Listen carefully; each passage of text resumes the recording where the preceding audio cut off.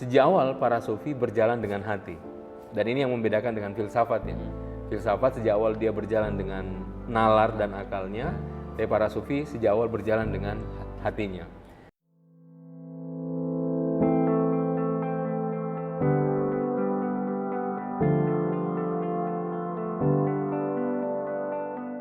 Assalamualaikum warahmatullahi wabarakatuh.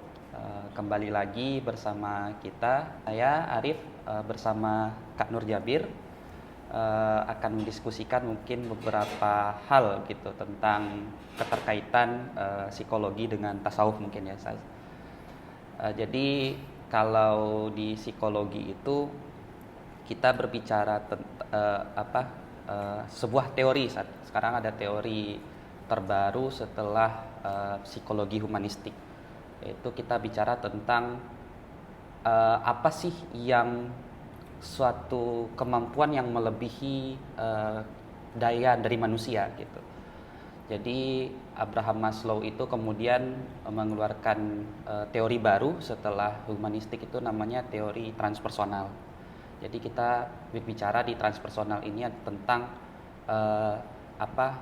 beyond self ego. Jadi bagaimana setelah diri itu bagaimana. Nah, tapi tentu ketika kita bicara dunia psikologi ya, dunia psikologi itu tentunya masih dalam tataran perdebatan materialismenya gitu. Apakah hal-hal yang di luar diri ini bersifat materi atau telah masuk ke dimensi yang berbeda, yaitu dimensi yang metafisik gitu. Nah, jadi ketika kita mungkin mempertemukan psikologi dengan tasawuf, mungkin bagi beberapa orang itu belum make sense, apalagi ketika kita bicara dengan teori psikologi transpersonal. Walaupun memang menurut beberapa orang mengakomodir, tetapi masih di beberapa pendapat yang lain itu tidak.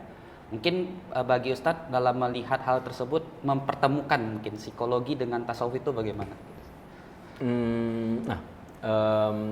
Tentu saya bukan ahli psikologi ya. Iya. Saya tidak tahu psikologi dan seterusnya. Cuma saya selalu mengulang bahwa dalam dunia sufi ada kesesuaian antara alam, manusia, dan kitab. Jadi kalau alam ini kan kata sufi itu minimal ada 3 tingkatan. Ada alam dunia, alam barzah, alam ruh. Nah, tubuh kita juga demikian. Ada tubuh materi, di dalamnya ada nafs batinnya lagi disebut dengan ruh. Kitab juga begitu. Ada inna anzalnahu Qur'anan Arabiyyan, ada Quran dalam bahasa Arab, ada filauhil mahfuz, dan ada kitab di alam barzah. Makanya antara manusia, alam, kitab ini 3 realitas yang sebenarnya harmoni. Kalau saya lapar, di luar ada makanan. Kalau saya haus, di luar ada air. Maknanya ada dalam kitab. Nah, oleh karena itu, biasanya para sufi menempatkan dunia psikologi itu dunia tengah. Dunia tengah, yaitu nafs. Jadi nafs itu relasi manusia dengan dirinya di ruang tengah. Jadi ada tubuh sebagai bagian luar, batinnya disebut nafs, paling batin lagi disebut dengan ruh. Seperti itu. Nah, kalau dijelaskan apa keterkaitannya, biasanya para sufi menjawabnya dengan ma'rifatun nafs, dengan mengetahui posisi dari nafs itu sendiri. Makanya mereka ada ma'rifatun nafs ya, dari hadis man arafa nafsa arafa rabba, yang mengenal dirinya mengenal Tuhannya. Nah, kemudian ini menjadi jalan bagaimana kemudian manusia mengenal dimensi dirinya yang berlevel tadi, bertingkat-tingkat. Dalam surah Al-Quran juga dijelaskan wa khalaqakum atwara, dan kami ciptakan kalian berlapis-lapis. Berlapis-lapis. Nah, otomatis itu terkait. Jadi kalau kita meyakini dunia ada 3 level, tubuh ada 3 level, kita ada 3 level, ini sebenarnya keterkaitan secara otomatis. Otomatis, maksudnya tubuh, nafs, dan ruh ini otomatis dia saling terhubung dan saling mempengaruhi dan menyatu. Jadi kalau dalam dunia sufi, teorinya saya ini adalah tunggal, tapi dalam ketunggalan ini itu berlapis-lapis. Makanya tunggal dalam keberagaman, ini bahasa filosofinya. Tunggal, maksudnya saya punya satu esensi, tapi satu esensi ini berlapis-lapis. Ada yang disebut tubuh, ada yang disebut nafs, ada yang disebut dengan ruh. Ya. Nah, nanti manusia yang lebih super lagi itu ada disebut dengan makom uluhiyah. Dia punya dia disebut dengan ruhul kudus dan seterusnya. Itu terkait dengan di sana. Jadi kalau ditanya keterkaitan, sebenarnya keterkaitan itu otomatis. Nah, cuma pertanyaannya siapa mempengaruhi siapa, mungkin itu. Oke. Siapa pengaruhi siapa? Iya. Mungkin kalau kita bicara tentang siapa yang mempengaruhi siapa gitu ya, Sat, memang karena kita bicara di ranah epistemologi yang berbeda gitu. Iya, betul. Nah, karena memang kita bicara tentang tasawuf itu di ranah bayani dan irfani gitu. Sedangkan kalau memang kita bicara di psikologi, memang udah aku yakin lah para peneliti, para psikolog itu bicaranya di tataran yang burhani atau lebih empirik gitu, yang bisa diamati dan segala macam. Tapi memang untuk mau nggak mau ya, pengalaman spiritual itu memang mempengaruhi kepada hal-hal yang bersifat psikologis gitu. Iya. Dan ya memang kalau teman-teman penasaran begitu bagaimana keterkaitan antara tasawuf dan psikologi, ya memang lebih tepat teorinya memang ketika kita buka teori transpersonal. Di situ ada teori integralistik, terus ada teori holistik di situ. Jadi bagaimana seorang manusia itu terintegral dengan alam sekitar dan juga memiliki keterkaitan holistik dengan alam semesta gitu. Begitu. Jadi mungkin titik temunya bisa kita lihat di sana. Bagaimana sih sufi kemudian bisa cara sufi gitu ya, kemudian bisa mencapai potensi tertinggi sebagai umat manusia itu, sebagai manusia ya, yang mana memang manusia itu kalau dalam teori psikologi transpersonal itu sudah melupakan egonya, berarti kan self beyond ego gitu. Diri yang setelah ego itu bagaimana, kan berarti sudah meninggalkan ranah egoismenya dan sudah memikirkan keterkaitan diri dengan alam semesta dan segala macam.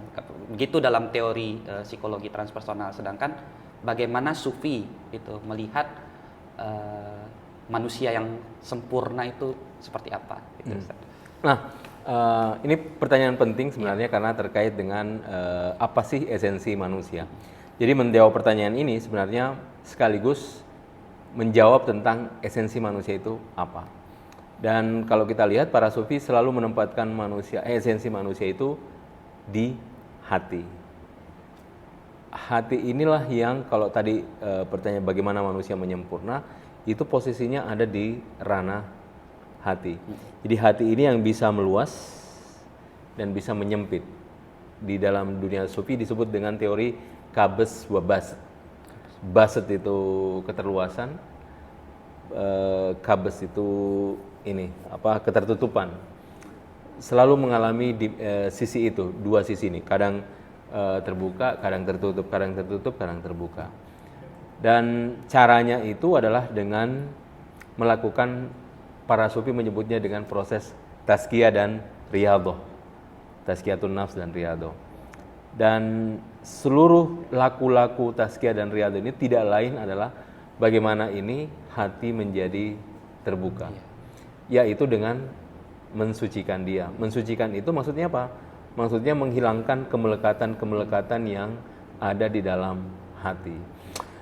Jadi seluruh kemelekatan kita, entah itu kepada materi, entah kepada macam-macamnya, dan semua kemelekatan itu awalnya di hati. Dia menjadi dasar sehingga hati menjadi tertawan.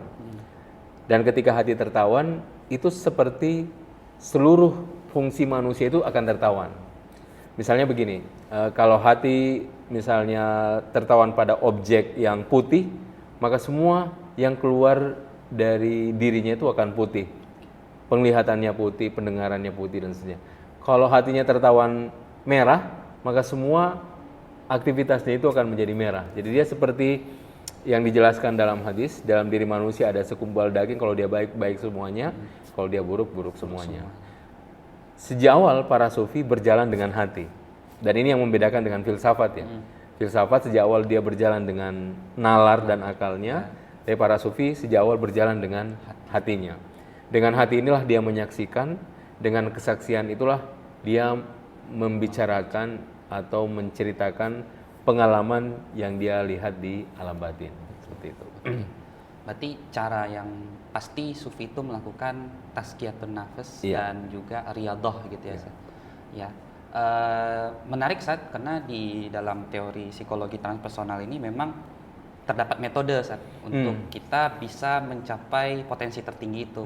Dan salah satunya itu metodenya dengan cara meditasi gitu Ustaz. Oke. Nah, mungkin meditasi ala sufi itu tekniknya seperti apa, dan mungkin teman-teman di rumah biar lebih bisa mengamalkan gitu metode meditasi sufi yang bisa diamalkan di rumah gitu. Mungkin Ustadz bisa bantu menjawab. Ya, jadi memang dalam dunia sufi kita tidak mengenal istilah meditasi. Iya. Tidak ada istilah meditasi karena memang meditasi dia masuk dalam ruang yang berbeda. Biasanya kita punya banyak istilah, kadang disebut muraqabah, kadang disebut muhasabah, kadang disebut tafakur, kadang disebut tadzakur, tapi intinya semua ini adalah suatu proses bagaimana saya menggembleng diri saya sendiri itu dengan proses mensucikan hati. Tapi kalau mau memilih, saya lebih memilih tentang muraqabah. Jadi meditasi itu sebenarnya kalau mau dikonversi ke dalam dunia sufi lebih cocok ke muraqabah. Muraqabah itu adalah memelihara esensi saya dalam diri dengan berzikir. Dengan berzikir. Kalau meditasi kan saya duduk, diam, mengamati apa yang ada dalam diri saya, itu kan. Berusaha untuk mengosongkan seluruh pikiran yang datang sehingga saya bisa hadir di saat ini, sekarang ini, sehingga apapun yang hadir saya syukuri. Biasanya meditasi seperti itu. Nah, kalau muraqabah demikian sebenarnya, saya berzikir kepada Tuhan, dan biasanya yang kita lakukan dalam muraqabah, zikirnya itu zikir hati. Bukan zikir lisan, bukan dengan perbuatan, tapi hati. Jadi hati yang mengucap. Nah, hati yang mengucap ini akan menghadirkan satu bentuk kontemplasi. Makanya kalau para sufi dari muraqabah ini melahirkan tafakur dan tadzakur. Tafakur itu kontemplasi, tadzakur itu mengingat, karena metodenya adalah dengan mengingat. Dan kalau teman-teman bisa memanfaatkan dengan baik, ini bagus sekali karena kita akan berusaha membebaskan diri sejenak dari pikiran kita, karena kita lebih banyak terjebak dari pikiran. Pikiran yang bawa kita ke sana kemari dan seterusnya. Coba perhatikan ketika kita sholat. Ketika kita sholat membaca Quran, ada doa dalam sholat, gerakannya sholat, tetapi pikiran kita ke tempat yang lain. Nah, begitu. Jadi, tapi kalau kita berzikir dengan ala teknik muraqabah ini, di situ kita akan merasakan satu bentuk kemerdekaan di dalam diri. Kemerdekaan dalam pengertian saya berusaha menyumbat masuknya pikiran ke dalam diri saya. Pikiran itu awalnya alam khayal ya. Alam khayal, karena seluruh yang kita lihat, yang kita tangkap, yang kita dengar di luar itu tertampung di alam khayal. Ini perspektif sufi ya. Tertampung dalam khayal. Nah, alam khayal ini sesekali akan menampakkan. Itulah yang membuat kita melihat, berpikir dan seterusnya di alam imajinasi kita. Itu karena yang sebelumnya tertanam dia naik lagi ke atas, muncul lagi, akhirnya kita lihat. Ketika kita lihat, akhirnya kita pikirkan. Gitu. Misalnya ada kemarin satu peristiwa, karena sudah terjadi, masuk ke dalam diri saya. Nah, suatu ketika kan dia muncul. Ketika muncul saya ngingat. Ketika ngingat, biasanya saya tenggelam. Oh, bagaimana kalau begini? Bagaimana kalau begini? Terus seperti itu. Akhirnya awalnya saya melakukan A, perlahan-lahan saya melupakan itu. Jadi kalau kita melakukan muraqabah, yaitu berzikir, zikir hati maksud saya, zikir hati, itu kita akan terbawa ke dalam dua hal. Pertama, kontemplasi yang disebut dengan tafakur, yang kedua berzikir yang disebut dengan tazakkur, karena memang metodenya dengan berzikir. Seperti itu. Begitu, Ustaz. Terima kasih banyak. Mungkin bisa dipraktekkan oleh teman-teman di rumah gitu ya, Kak. Karena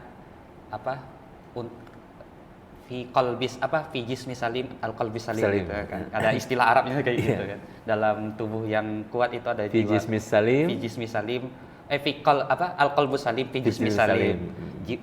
hati yang sehat itu pada tubuh yang kuat gitu. Berarti kan ada keterkaitan antara tubuh dan jiwa. Kalau jiwanya sakit tentu tubuhnya sakit gitu, dan ya dengan muraqabah kepada Allah gitu, dengan zikir hati tadi, sehingga nanti kita akan bertindak, dan tindakan kita itu kita berpikir, berkontemplasi apakah tindakan kita ini baik atau tidak, dan langsung mengingat Allah gitu, dan pasti terhindar dari perbuatan-perbuatan buruk begitu ya Ustaz. Insyaallah. Terima kasih. Mungkin teman-teman kalau ada pertanyaan bisa teman-teman tanyakan nanti di kolom komentar. Mungkin di sini ada yang mau bertanya. Cukup ya Bang. Sip. Oke, terima kasih teman-teman atas perhatiannya. Sampai jumpa kembali di video-video kami selanjutnya. Terima kasih Kak Jabir atas waktunya.